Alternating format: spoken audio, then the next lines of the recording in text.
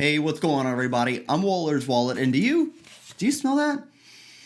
That's right, that's the sound of more points in my account. So let's take a look at my new card, why I got it, and what do I plan to do with this card. Now, if you want a simple way to help out the channel, consider giving this video a thumbs up. Also, don't forget to subscribe to the channel and turn that bell notification on as well so you don't miss out on future videos. Now, I guess I should first mention that my wife applied for this card, but what that really means is that I applied for this card for her and she found out after the fact. That's just usually how it goes here in the house. But before we get into the reasons why I got this card, let's first unbox it because that's the fun part, right? Now, the first thing to notice, this was sent overnight or next day delivery through UPS.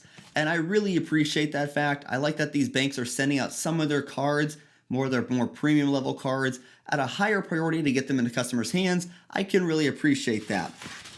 But inside, we have ourselves a relatively nice envelope and not a fancy box. I actually asked this in my Facebook group what card people think I got, and a lot of people said American Express. But if you said American Express, you were wrong, because that card I opened for my wife, is the Chase Sapphire Reserve. Yes, the Chase Sapphire Reserve. And inside the envelope here, they let you know you're going to get triple points on travel and dining. Your points are worth 50% more through the Chase Travel Portal, and you get that $300 travel credit. They also send you a nice envelope, pretty much laying out all the different benefits that you get with this card. You know, it's a nice touch. It's good for them to do that. You can get it online though. Also, all the other disclosures that they need to send you, as well as your card member agreement. So those are great to look at. But that is pretty much it for what is inside this envelope. Nothing too fancy, nothing too special, but really all I care about in this entire package is the card itself. But now let's take a look at why I got this card. Now, when it comes to the Chase Sapphire Reserve, outside of the current temporary benefits on this card, I'm really not too high on the Chase Sapphire Reserve. And these temporary benefits do give it some good incentives, which really do benefit me. But for someone who thinks Ultimate Reward points are overvalued and their program isn't top notch anymore, why on earth would I get their card that costs $550 a year? Well, right off the top, I'm going to be earning a 50,000 point bonus after that $4,000 spend. And I did have some larger bills coming up, so this should be very easy for me to hit. And since I value Ultimate Reward points at 1.5 cents per point, this is worth $750 to me. Then that travel credit can currently be used at grocery stores and on gas station purchases. And since I need to purchase those things anyways, I do calculate this at a 1-to-1, bringing my effective annual fee down to $250, making it so I'm still ahead $500. But I didn't get this card for the standard 3x earning on travel and dining, but I will be taking advantage of that 5x grocery earnings while I am working toward my minimum spend requirement, and I also get to use my travel credit there. But outside of the bonus, I don't see myself putting any spend on this card. And I know I get the lounge access, but I already get lounge access from the Hilton Aspire card. And while it does have that DoorDash credit, I'm only going to be using that DoorDash credit because it's there. I don't use these meal delivery services otherwise. I also don't use Lyft very often, so that 10x earning rate is very limited for me. So I really don't value those benefits very much because I typically don't use them. But anywho, I come out ahead on this card in year one, which is great. But the bonus isn't the main reason why I got this card, although it does play a part. Because getting the bonus does adjust that value equation just a little bit compared to upgrading.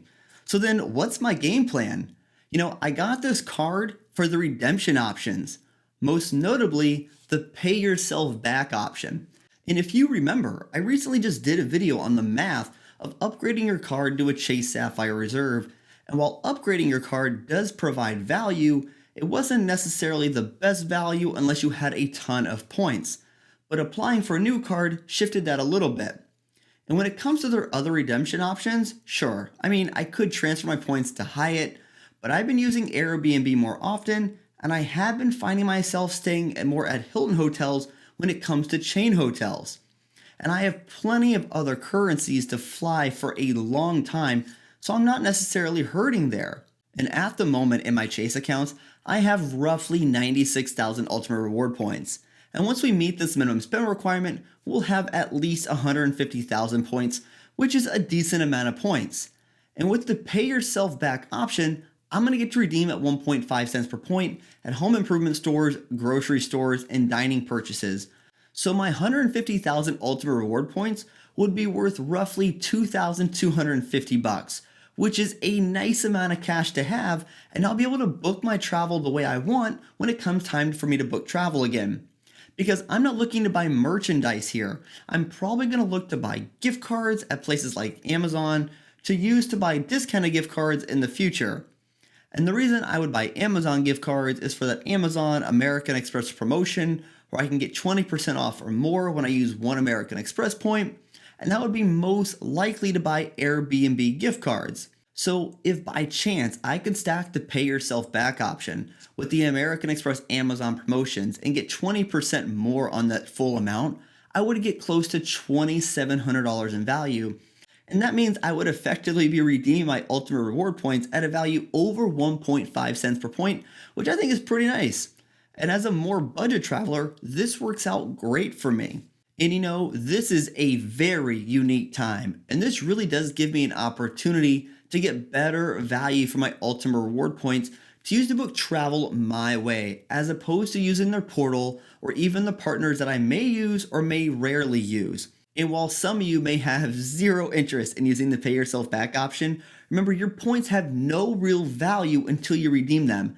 And I can do a lot of traveling with 2,250 bucks that I'm going to get back from this pay yourself back benefit.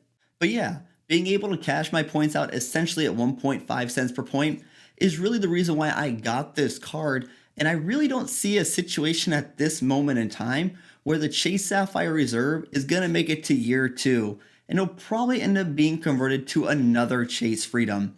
So tell me, what do you think about me getting a Chase Sapphire Reserve, basically just to cash out my Chase points? Hey everyone, thanks for tuning in this video. If you want to help support the channel, a simple way will be doing this on the website or the description below. And if you know somebody who can benefit from this video, feel free to share it with them. And until next time, safe travels, take care.